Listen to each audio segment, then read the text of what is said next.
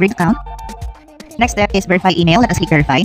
Puntahan na po natin ang ating email address na nilagay sa ating Palawan Pay account at may mag-receive po tayo doong verification code. Type na po natin ang verification code. So guys, successful na po verify ng ating email. So let us click OK. Let us click continue para ma-upgrade po yung account wallet natin. So guys, ang next step po natin ay kailangan natin mag-upload ng documents. So para mapabilis ang ating request ay gumamit po tayo ng primary ID, but if wala naman ay okay lang kahit yung mga secondary ID. So guys, ating primary ID ay meron tayo ditong mga IDs na papipilian katulad ng passport, national ID, PRC at marami pang iba. So tingnan lang po natin dito sa options if anong ID meron tayo. Kapag mapili na po kayo ay kailangan po natin mag-upload ng ating ID front at back po nito. So first ay yung front. Next, ang back naman.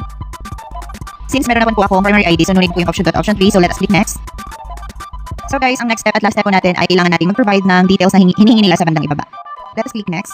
So guys, successful na po yung pag-upgrade natin ng ating account at na-receive na rin nilang ating documents. So kailangan na lang natin maghintay ng 72 hours at ating tingnan ng ating wallet if na-accept na ba tayo. So guys, hintayin na lang natin ma-accept tayo at pwede na rin tayong mag-explore if anong benefits ang makukuha natin sa ating